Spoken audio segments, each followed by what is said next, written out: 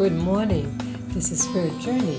Today is Thursday, March 23rd, 2017, and it's about 2:26 p.m.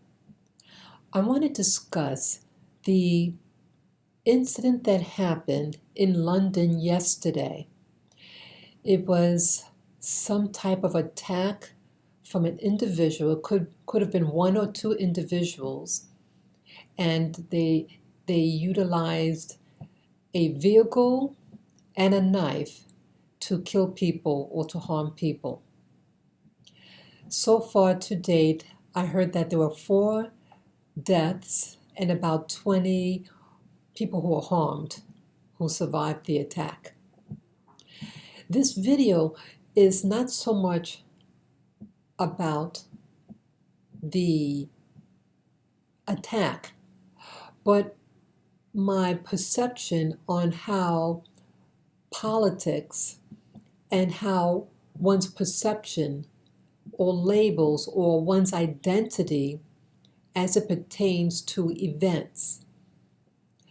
But I will preface to say right up front that anyone who got harmed or died in this event, my condolences to them, their families, and friends. I do not in any way support violence in any form. But as I watched the incident on a YouTube video, I don't know what to make out of it. It looks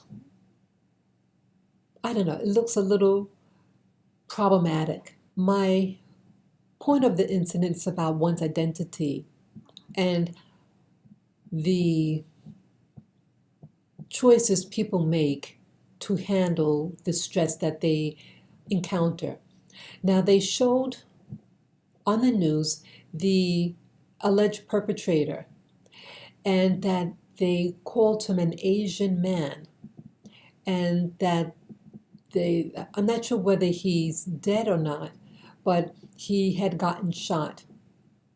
And they showed a video of him on the ground and people tending to him. Some people say that they know who the person is, and they showed pictures of this individual who has been in the media. And the person has brown skin, big frame. And when they said that he was an Asian man, and I looked at him, I said, wow, he's an Asian man? Then I was wondering, well, what part of Asia? Why won't they say what country, what nationality he's from?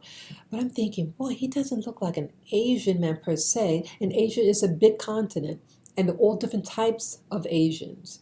You have people from the East who are generally very light-skinned, and then you have people who are considered, South Asians. I'm looking, I said, he doesn't look like them either. The size of him, he looked like a big man for someone from Asia. And then it turned out that he may be this particular individual, that he actually comes from Jamaica, and he's a Jamaican national, and that he converted to Islam in his teens, but he is now living in London.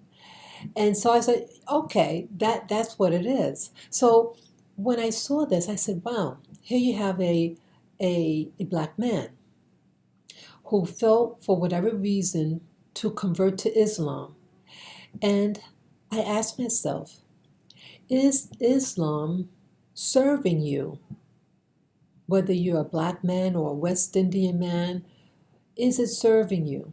I also thought to myself, wow, in London and in Great Britain, you have many people from the Caribbean, and a lot of them come from Jamaica. And they assimilate, and Jamaica is primarily a Christian majority. There are all different types of faiths there.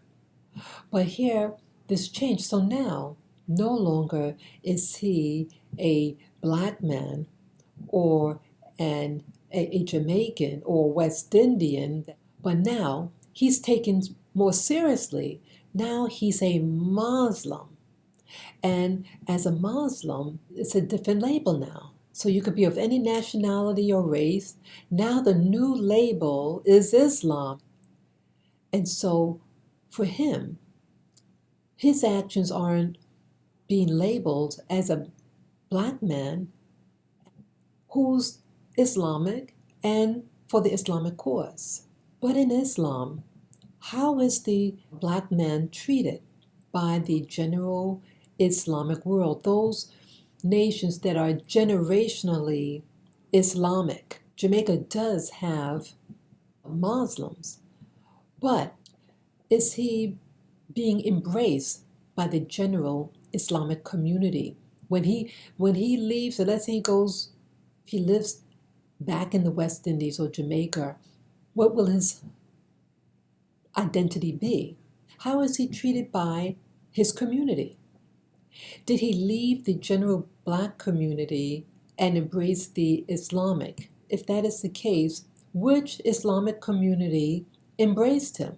I also think about with Islam, how does Islam affect the black woman? How does it serve you? Islamic women who, let's say, also come from Jamaica or other parts of the Caribbean world or North American blacks who now embrace? How do you fit in this whole new drama? You have in the U.S. a group called the Nation of Islam. They're primarily blacks who generationally have been under the Christian identity, but now, are you Muslim or are you a black/African American? So it seems like with Islam, it gives an alternative identity of empowerment, especially for the black male, whether you're from North America or the Caribbean, such as Jamaica, in this instance with the London attack. That was from yesterday. So I'm concerned about some of the choices that we're doing now, some members of the black community, that they're going into groups, but is it really serving us as a whole? Because once everything is said and done, you're still back in your community, and what will come of you and the rest of your fellow blacks/Jamaicans? That is it worth joining these groups if you're going to do a jihad and now his wife and children don't have a father to take care of them? We have to be careful what groups we go into, and that maybe Islam to some black males may make it seem like it's a macho thing. You know, you get to wear a beard and wear these long garbs. But if you're going to just go into these religions and kill yourself, get yourself killed, but I think it's giving them credibility because, again, he's not a Jamaican that's acting out. He's a Muslim that's acting out.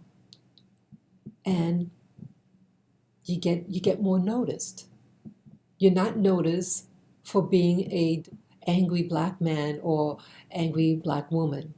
But now, with Obama being out of office, see, we cannot cry racism anymore. And Obama is representative of the whole English-speaking world.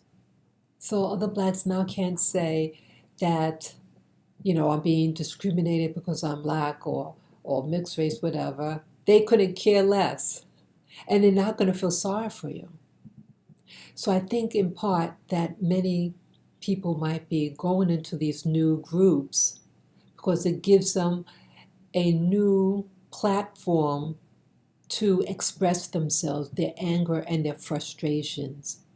But I guess in a nutshell, what I'm saying, is it worth it? So it's just food for thought. So take care and feel free to comment below, Share this video with friends or family members, and you can subscribe to Spirit Journey and to give me the thumbs up.